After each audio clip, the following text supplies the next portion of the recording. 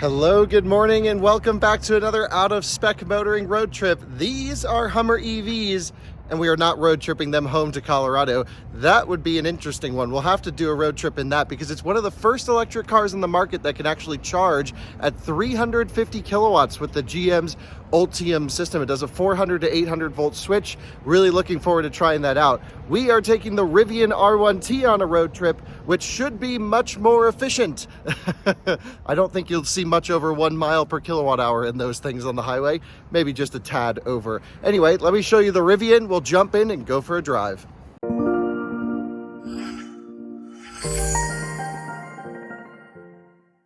Here she is, sitting proud, covered in mud. Love this thing. Being driven properly, pushing it to its limits on and off the road. And I have really fallen for this truck. I think the design is understated. I think the performance is way above anything I expected, both on-road and off-road.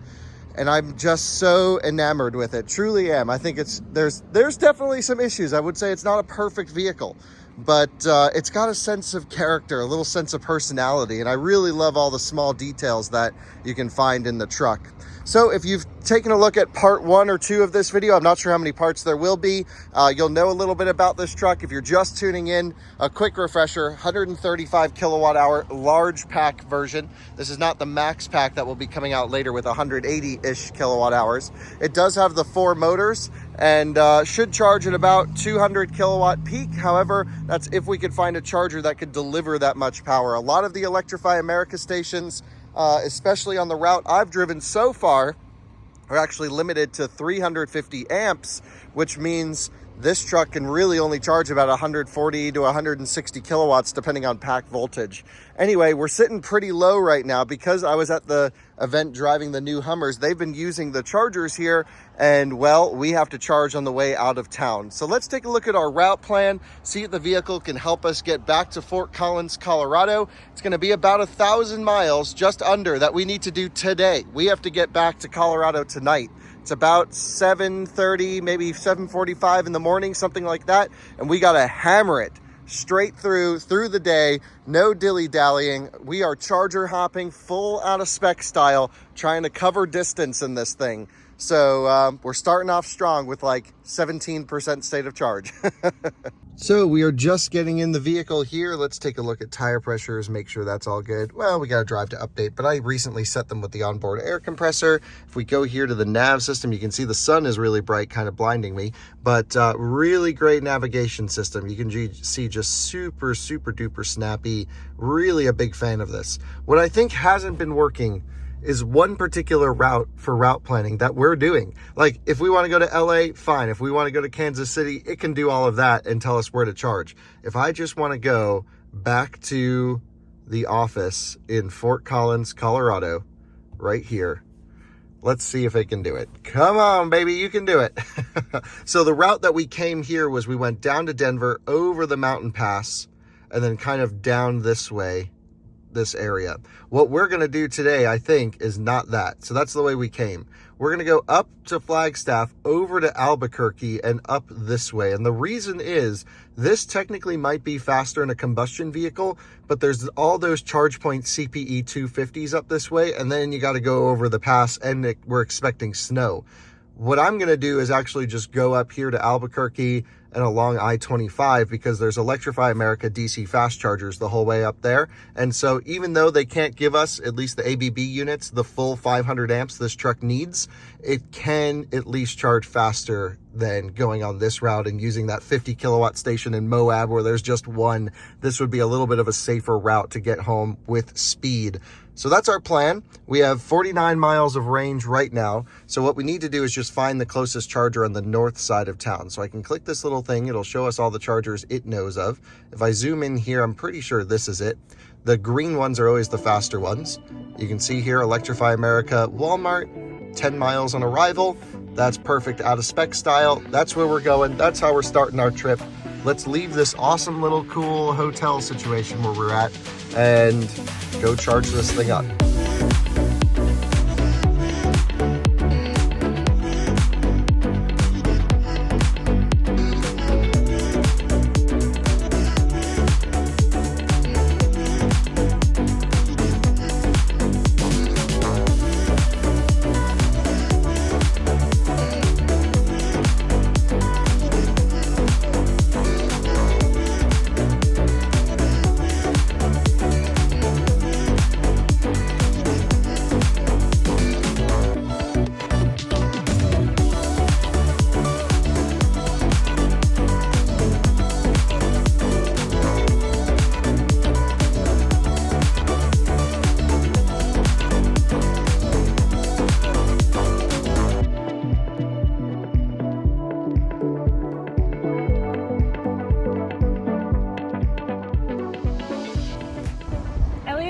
love to thank today's sponsor, HICC Grooming Gloves. We just got back from a walk.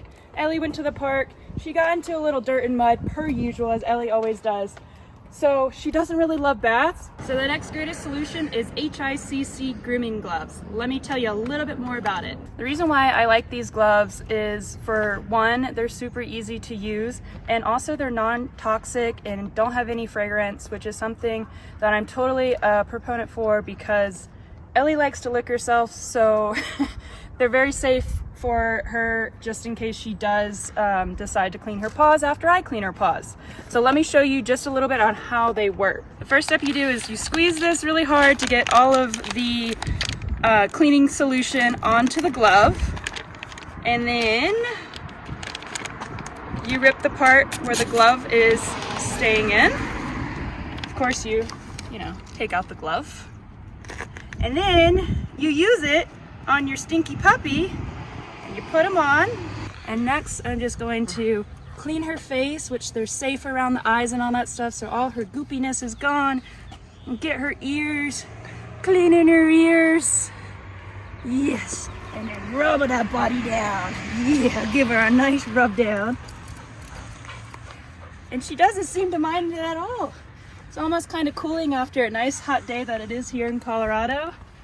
And then after all this, get your paws, get this Pete, all good. And look at all the dirt that I got off of her. Thanks again, HICC Groom, for sponsoring this video. Ellie and I are super grateful, and now that she is super clean. This collaboration is just in time for their huge first anniversary sale. From April 25th to May 1st, the pet grooming gloves will only be $16 for a 5-pack on Amazon.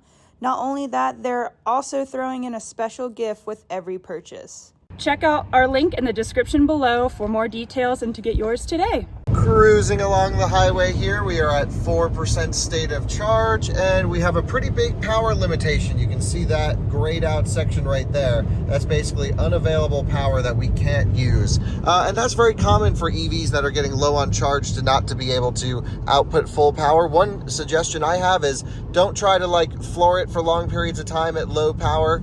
When you start seeing this indication, it's a good time just to drive the truck easily, drive any car easily at low state of charge, and that will just help you get a little bit more juice out of the battery and even potentially stop it from shutting off before you hit 0%. There goes cruise control going wide open throttle. I have to say, the battery control in the Rivian has been insanely good. These guys knew what they were doing when they engineered the power restrictions and limitations. It feels still conservative, like we're not hurting the truck, but confident enough where it's not like a Polestar that can't even maintain highway speeds below 7%. So these guys at Rivian, you just get the sense that they come from experience. And, I'm not just saying this because they asked me to say anything. They didn't ask me to say anything. They said, here's the truck and do whatever you want with it. And I'm just truly blown away by the powertrain control. Anyway, we have 1.5 miles to get over to the charger. We're just in the exit lane. You can see it's maintaining highway speed without any issue. And let's go plug this thing in. Hopefully it's not a 350 amp limited charger. I'll explain what that means, but I have a feeling it's going to be. And also, the battery sat overnight kind of cold, so let's see how it charges. Basically, we have a lot of evaluation to do on initial plug-in, is what I'm trying to say. Beautiful here, beautiful day in Arizona, 63 degrees, just on the north side of Phoenix. Absolutely gorgeous outside. And we have arrived to another Walmart. I think you guys and I have been to almost every Walmart in the country charging electric cars at this point. The Rivian's looking good and money. There's an awesome EV6 here and an Ioniq 5 looking great. Let's take a look at our charge rate. We are plugged into a 150 kilowatt charger. There are two 350 kilowatt chargers, but rightly so, the EV6 and Ioniq 5 are plugged into them. They can accept more power than this truck. I'll explain why that's the case in a little bit. You can see here, we're plugged into the station and we are doing, 132 kilowatts. So no cold gating action. The thing's just ripping through, to be expected. We have, 8 miles of projected range, 3% state of charge. So we'll just let it charge up for now, and then we will hit the road once it tapers off of max rate. So I know I've been hitting you guys a lot with this 350 amp limitation. I want to explain kind of what that is. I don't actually know why it's happening. I don't know the exact why. I think it's a power module issue is what Electrify America's told me. But I'll at least explain the full situation. By the way, nice Lexus GX over here, identical to Timon's right there. So check out Out of Spec Overlanding for some more Lexus GX adventures. Good plug. Got to get the plugs in. All right, here's the deal. We're gonna chat about charging. We're currently doing 144 kilowatts, 143, 144 right here at 21% state of charge. And we are probably in that 430, 440 volt, probably 430, 420, 430 pack voltage level right now. So the way a DC charger works is it has to kind of match the battery pack's voltage, plus or minus. This I'm oversimplifying, but you have to match the pack's voltage with the charger, and then it can deliver current. It can put the juice in. So basically, if you think of current, or if you think of voltage as a pipe, if you connect one hose to another hose, they have to be the same size, so there's no leakage, and you don't want electrons sparking out of this thing, right? That wouldn't actually happen, but so basically you got to match the voltage from the car to the charger. And one of the reasons that 800 volt cars are keep being thrown around, 900 volts, is that pipe size is larger. So to flow the same amount of energy, the same amount of kilowatts total energy flowed through with an 800 volt car with a big hose, you actually need to run less current, less speed, less power really, through the hose to an 800 volt car, which decreases heat loss. It makes the charging more efficient, and it's also a little bit less stressful on the entire, charger to vehicle transfer. On a battery pack cellular level, it makes no difference. The cell doesn't know what it's connected to. So that's not where the benefit comes from, but it comes from the transmission of power. The Rivian is a 400 volt class of vehicle. And pretty much I've seen everything from 350 to 450 volt nominal packs classified as a 400 volt system. For example, the Hummer EV is an 800 volt class of vehicle, but it's really 697 volts nominal. It's 802 volt full. So, the voltage is fluctuating. We're talking, when we talk 400 or 800 volt, we're talking about the class of vehicle that it's in. So when you pull up to a fast charger like we are at right now, you can basically, the car says, hi, I have this much voltage in my pack, and here's how much current I want. And the current dictates pretty much your charging speed, right? So the Rivian wants 450 plus amps. I've seen it request 450 at an EVgo station. EVgo stations actually show you amps, volts, and then you can either do the math or it shows you kilowatts as well. Electrify America just shows you kilowatts, and that's good for simplification. I'm okay with that. But the Rivian will request over 450 amps to the vehicle. And what that means is it's asking on a 400 volt system for 180 and up kilowatts, because it's asking for 450 amps at about 400 volts, about 180, 180 kilowatts ish when you get up there. The problem is the Electrify America stations are rated for 500 amps on the 350 kilowatt units. And here comes an ID4 rolling in, and now we have literally an entirely full charging station. There's room for no one more, which is kind of a bummer. And that's a whole nother topic. But the EA station is, for some reason, there's a lot of these ABB units that were on right here, and they're sort of the early ABB units. They're still going in. They're fine. They're great units. No issue with the hardware. But for some reason, every one I've been to, and it's been well over 10 units now, and I've heard reports across the country, is not delivering more than 350 amps. Which I experienced yesterday with the Hummer EV. It charged at about 240 kilowatts, which at around 700 volt pack to do 350 amps is around 240 kilowatts. It's actually the same for Hyundai Ioniq 5 and Kia EV6. This EV6 was pulling about 240 kilowatts, but that's its maximum. So it's actually not an issue for that car. It's not an issue for many cars because many cars can't accept more than 350 amps. The Rivian, the EQS, the iX, the i4, the Hummer EV, Silverado EV. These are the only vehicles that I can think of off the top of my head, Lucid Air, that can accept more than 350 amps. And it hasn't been an issue until now. And so what that means is I should be doing 200 kilowatts here in the Rivian, but I'm only doing 145. And that is, to me, on a road trip where we're trying to make up time, a bit frustrating. Now, I've asked EA about this, and they say, hey, all of our chargers deliver 500 amps or are capable of delivering 500 amps. I'm like, yeah, I know, they're capable. They say it on the box. Why do you have them limited to not do that? And that I haven't gotten a response to. They told me it was just the station by my house that was limited. Magically, just that one had an issue and was limited. No. It's all across the country. And really frustrated with this from my side. It's great. We're charging relatively quickly at 145 kilowatts. But with these big power cars, manufacturers are saying Hummer EV can do 350 kilowatts. This thing can do 200 kilowatts. It's not possible in the real world at a charger that's limited at 350 amps to get that power. So there's my 6-minute rant on the issues with charging infrastructure right now on EA. The newer Signet units should be able to do 500 amps, and those are primarily in California, but I haven't seen any on this stretch between Arizona and Colorado. The middle part of the country is primarily ABBs, and then you have older Signets going up into the Midwest, and I believe those are limited as well to 350 amps. Just a guess, I'm not totally sure. Based off of my experience charging Taycans on them. Taycan will request more than 350 amps at low state of charge. Anyway, there you go. So that's why we're only doing 146 kilowatts at 30%. We'll actually get more and more power as we charge up. So even at 50%, we should see about 160 kilowatts plus or minus. And that's because the pack voltage is rising, but the current is staying flat. But when you have more voltage, but you're flowing the same amount, you can get more total power, more kilowatts. So there's your simplified version.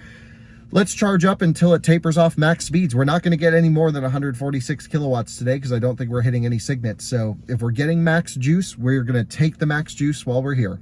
So it was pretty cool to roll up. We had the Rivian EV6, ID4, Ioniq 5 all charging. What's funny is all the other guys bought their cars because of our videos. I mean, the machine is working. That's amazing that they said literally we were the ones that gave them confidence. And I don't think they were just trying to be nice. They're like, no, you really showed the EVs. I'm like, that is so cool that, you know, we at least have some influence over the market these days.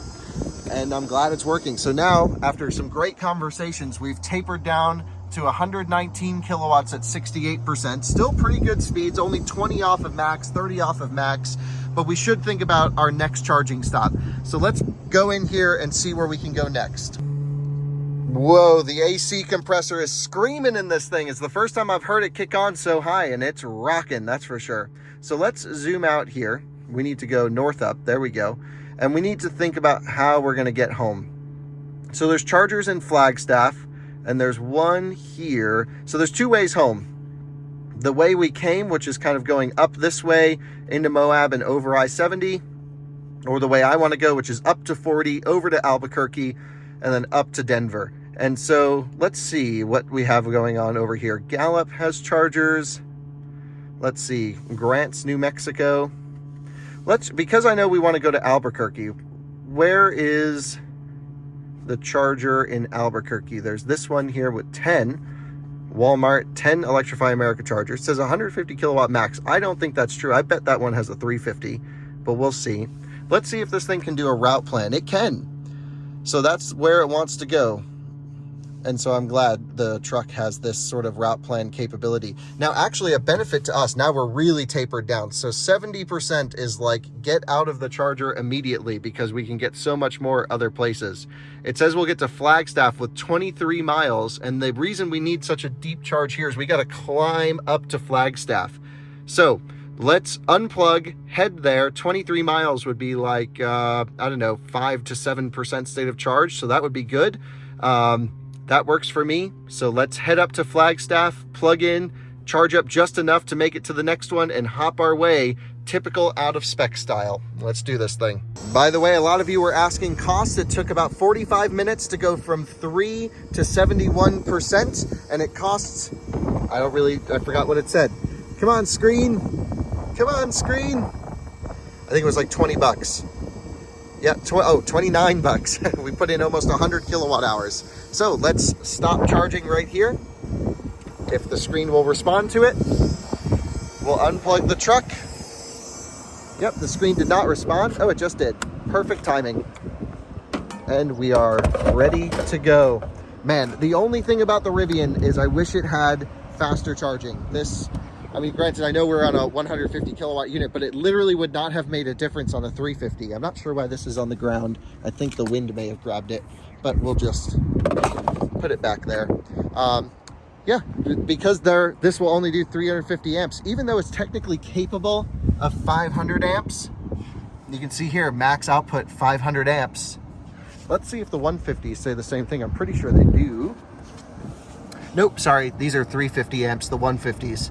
So, but that's the thing. This and that would still be limited at the same power output either way.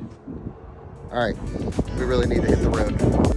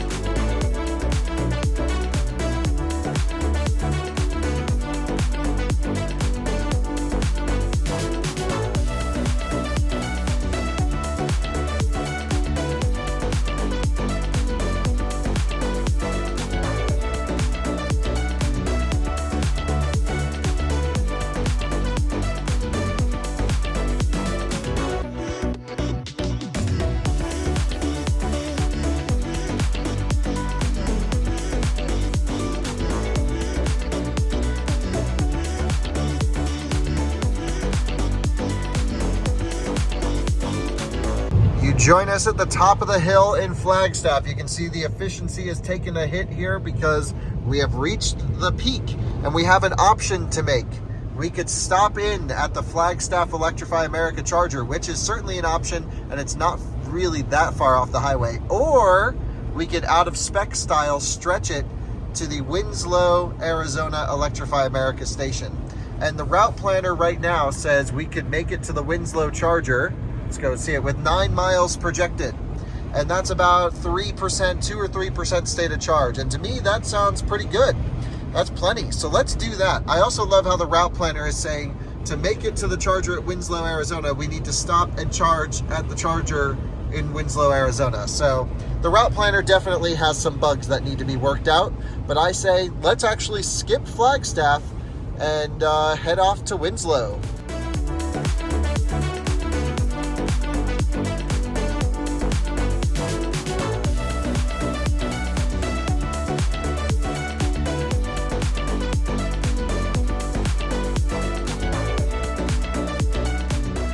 And magically, the driver assistance has just turned itself back on randomly. I'm not sure why. I didn't get out and cycle it or anything, but now it's good to go. Well, I'll take it while it's giving it to me.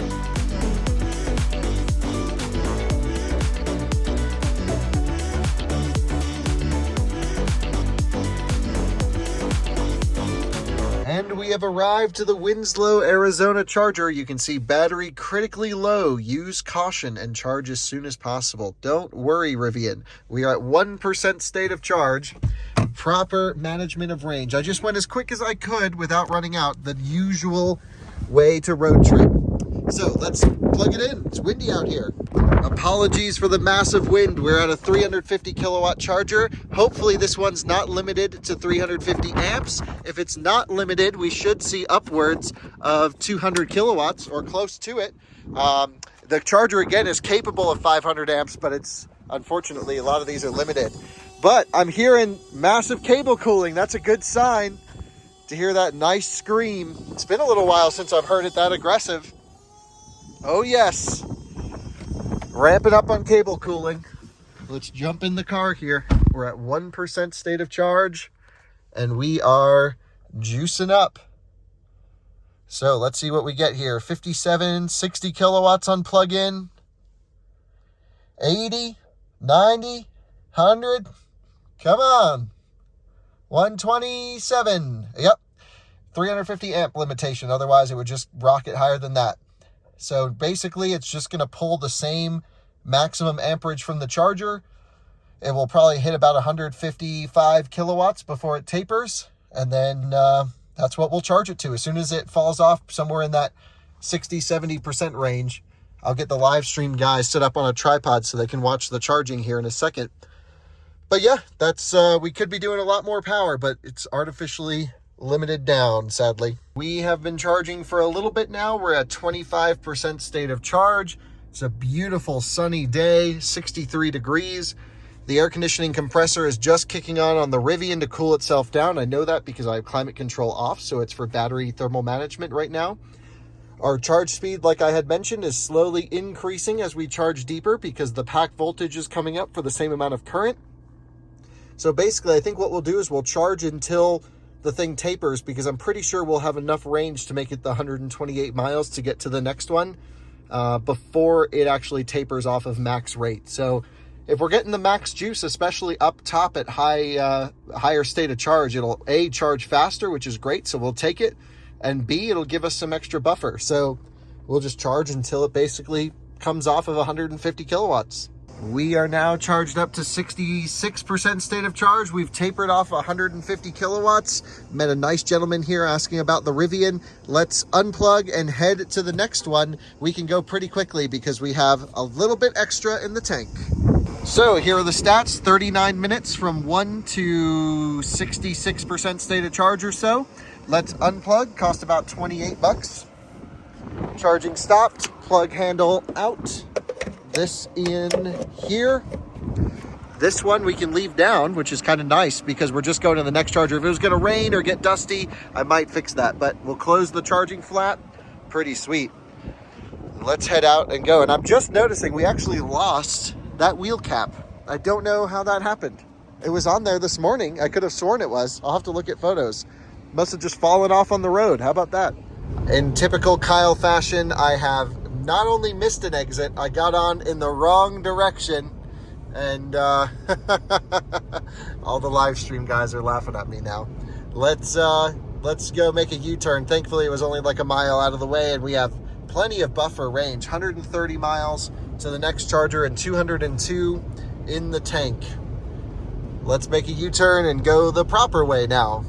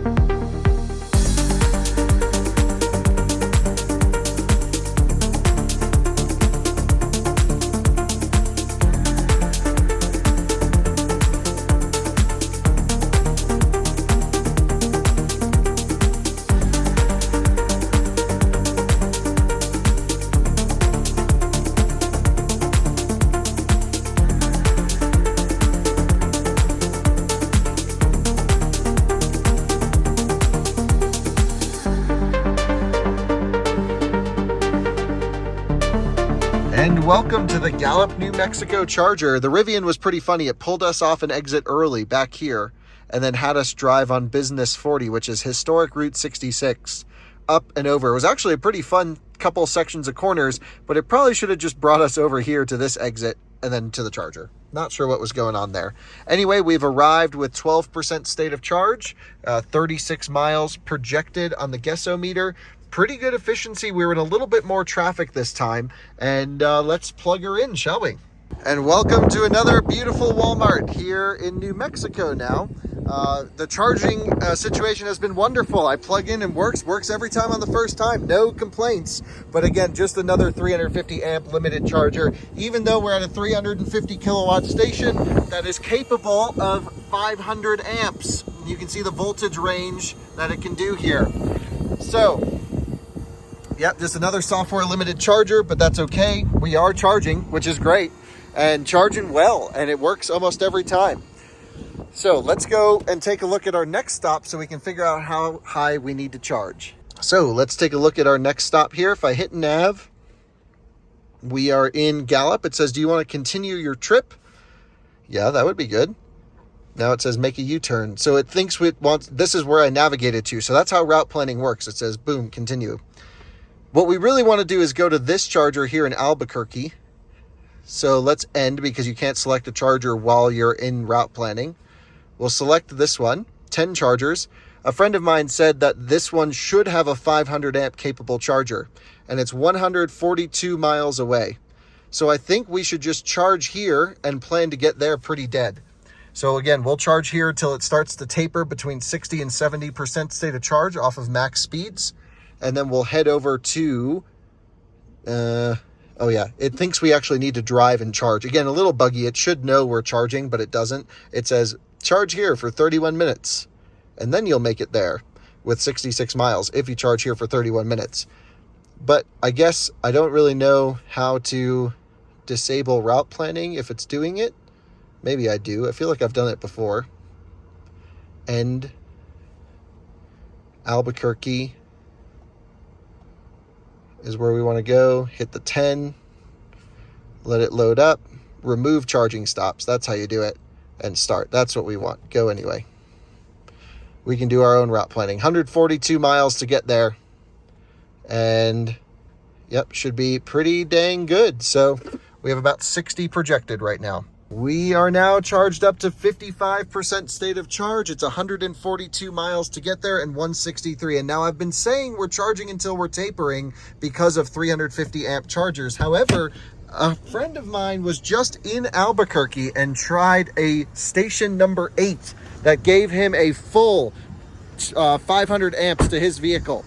And so I want to try and get there pretty low and see what the Rivian will do. So let's stop charging here, 20 bucks. We were here 26 minutes. We put 64 kilowatt hours in it.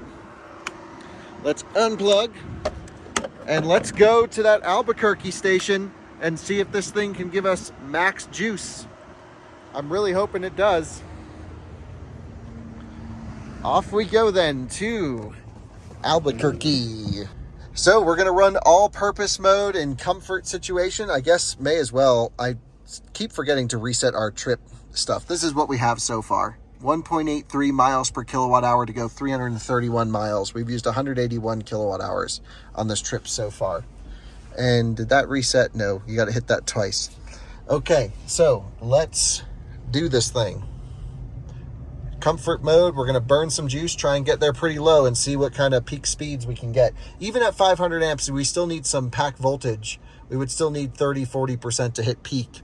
And it actually might even be better to get there not totally dead so we don't overheat anything at max charging rate.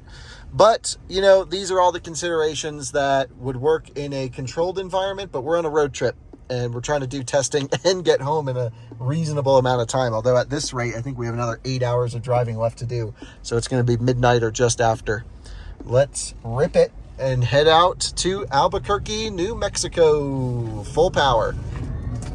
It's so fast.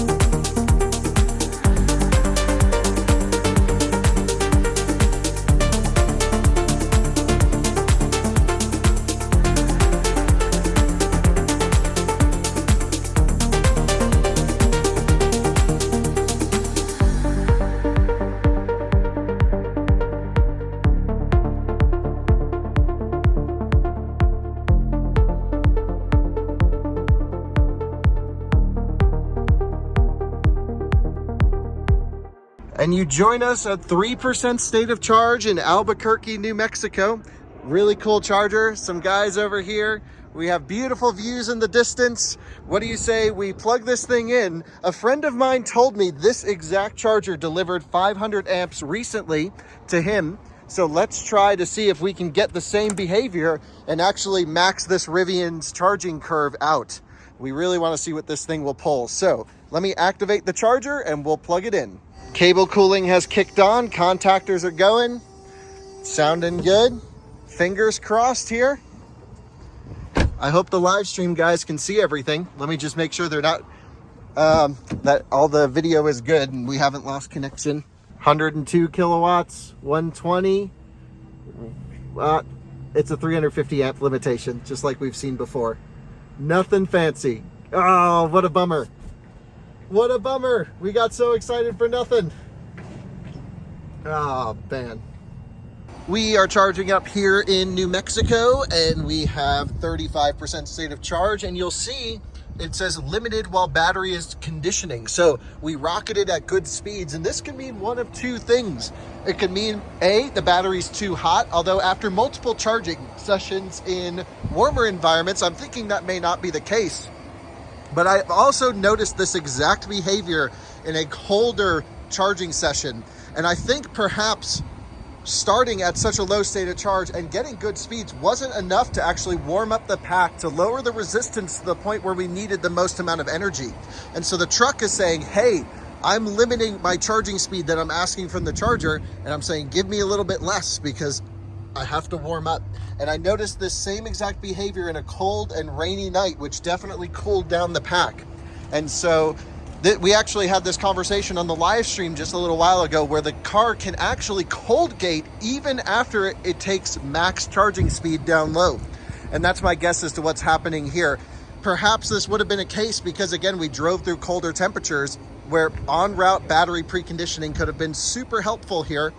And honestly, I probably should have driven it a little bit harder on the way in. Well, I got some new buddies in the car, gonna take them for a quick launch. And we're at 100 kilowatts, so we've tapered down. So let's unplug. The next charger is only about 160 miles away. I'll show you that when we jump inside. Let's unplug and go.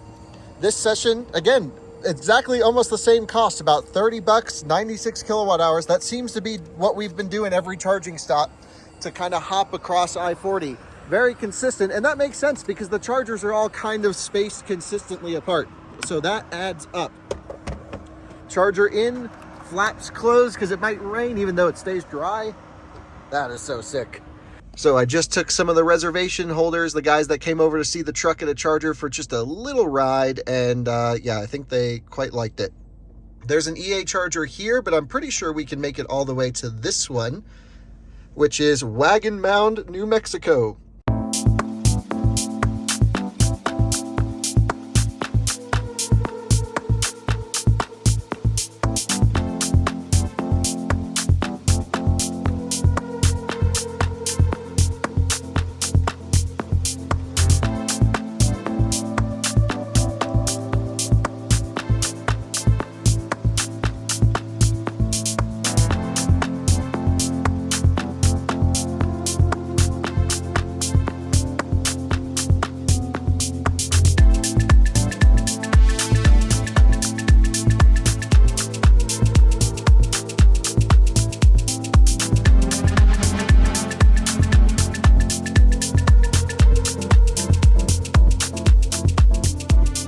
And we have stopped here in Santa Fe, although it looks like the charger I just selected is unavailable. Okay, we'll just pull the one to the left, another 350. The reason we stopped here was just because the weather was getting cold and we were being a little bit more inefficient than I was expecting and didn't feel like risking it. So let's move one station to the left and we'll plug this thing in and see if it's limited to 350 amps. My guess is yes. Pretty dramatic looking skies out here tonight. Take a look at that over there. Wow. The Southwest is certainly a beautiful place. So is the Walmart. By the way, this station's been down since at least January and probably earlier. I've been just looking on PlugShare. No, I can't find a PlugShare picture showing this one working. So it seems like that's been unavailable for some time. Anyway, just juicing up. We don't need to be here much longer.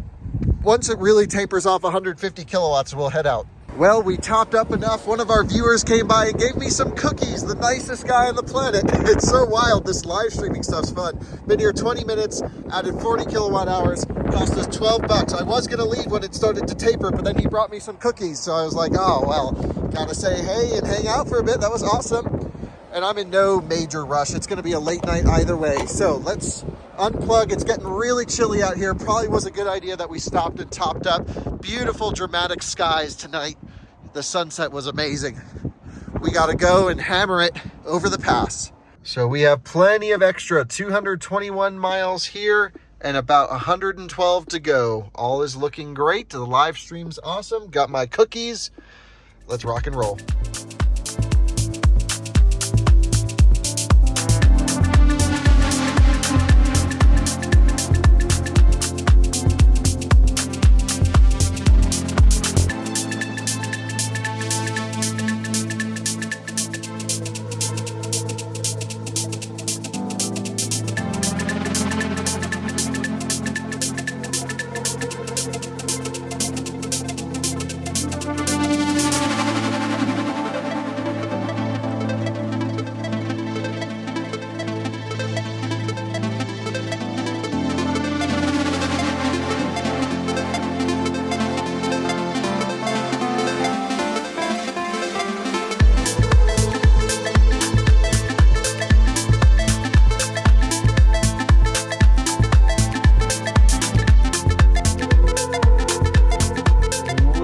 Arrived with 26%. Probably a good thing we bailed out at that charger because we had quite a bit of snow and yeah, we charged up more than 25% there. So definitely worth the stop. That was a good move and we were able to drive quickly. Interestingly, I had to stop twice, once to clean the headlights that were getting real covered up, and then once to clean the radar sensors, but I couldn't really figure out where they were and I didn't want to scratch the paint too bad. So I kind of just left it like this. Anyway, let me activate the charger here and we'll plug in and we'll see what we get.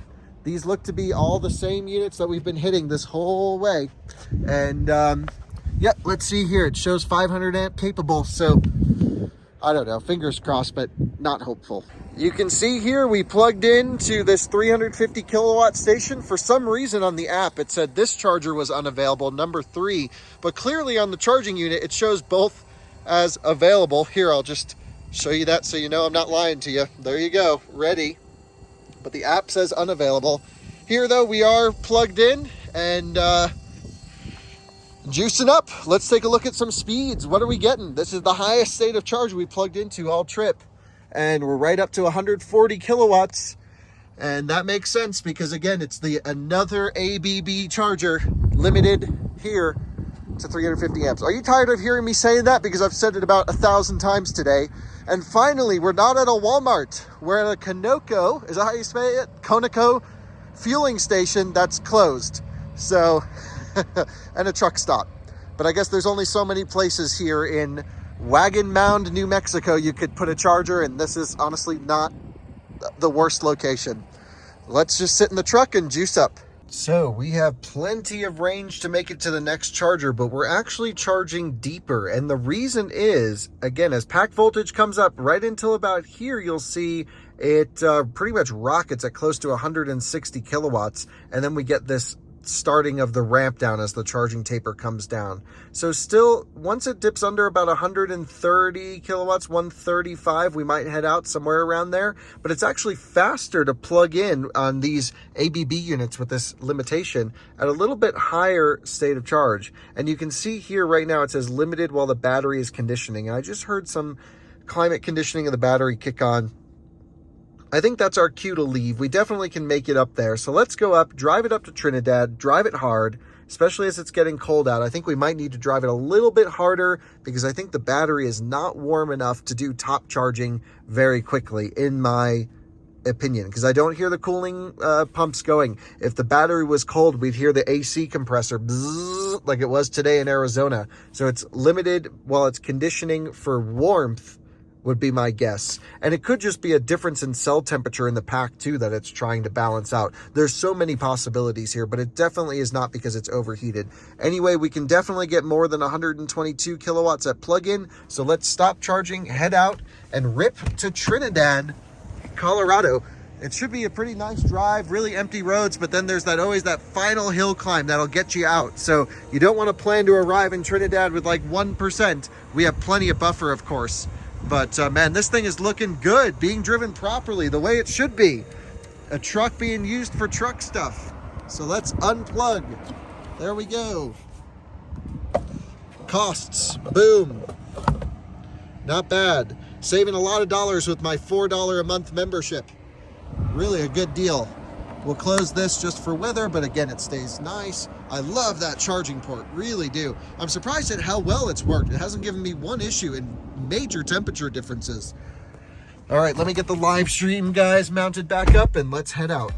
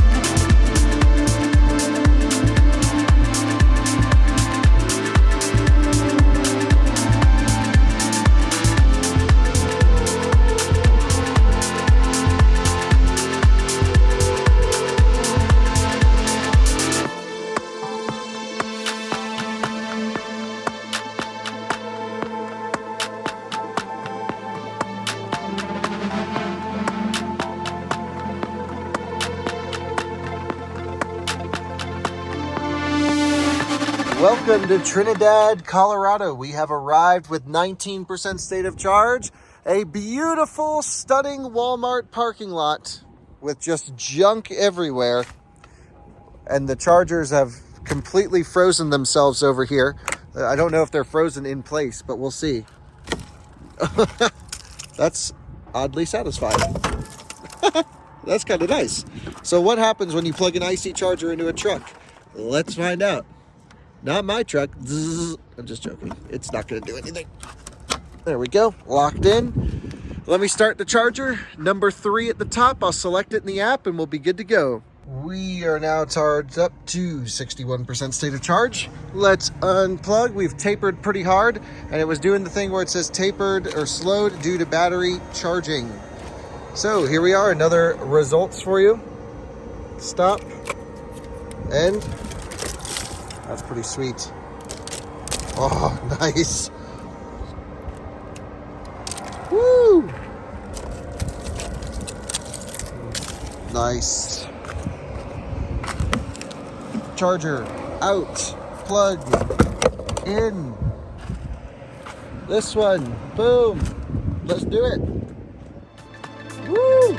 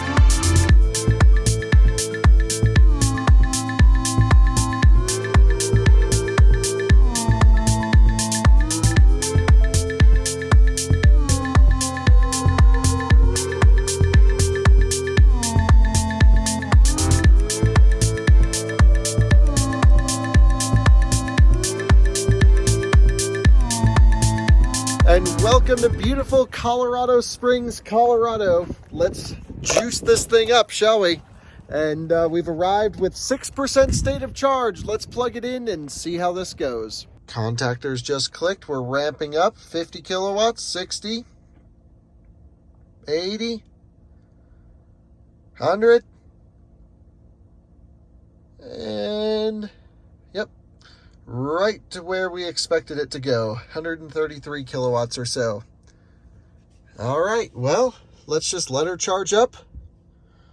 And yeah, might take a little cat nap while it's charging. We'll see. We are now charged up enough to make it home, so let's unplug and head on down. Fans are going. I think the battery's actually too cold to charge up top. It's doing definitely a little bit of cold gating. It's not hot because I don't hear an air conditioning compressor. Dang, these freaking chargers just... Come on, exit. Done. Let's go. How do we shut these things off without this lag? Pushing this button. There we go. These screens are just so freaking laggy. Off to home we go. Let's do this thing.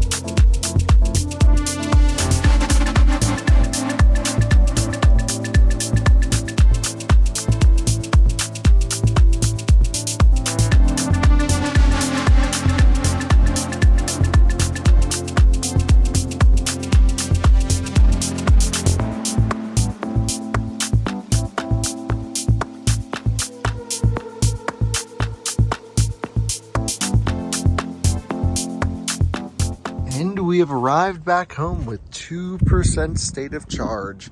We have an XC40 recharge on test right now, so I got to pull this out. I don't really know where I'm going to put it. We need to put more cars over at the office. This thing looks nice. Very similar to one that we had in California. So let's pull that out, and then I'm going to plug this into our Tesla destination charger. In the morning, we're going to throw the tent on it and do some camping with the Rivian, I think. More to come, more to come. You can see this Tesla to J1772 adapter here plugged in and charging up. Let me just set the amperage level down to, well, it's rated for 40 amps, so we'll set it to the max of 40 amps. If I go here to charging, 48, just so we don't burn the thing up. If it was a short charge, it could probably handle 48 amps. I've charged it at 48 amps a few times, but since this thing is gonna sit for a few hours at least while I sleep, it's still doing 10 kilowatts at 40 amps. That's pretty good. Yep, time for bed. That was an awesome road trip. Really appreciate you all watching and loving the Rivian stuff. If you want to see more Rivian content, head to Out of Spec Reviews, our sister channel, where we have a ton of content on this thing, and man, we have put it through the paces. I'll finish this off with the locking sound for the Rivian, which is like a little bird chirp, so it blends in with the environment rather than an annoying horn. Really, really nicely designed car. Take a listen. Love that. Good night. See y'all later.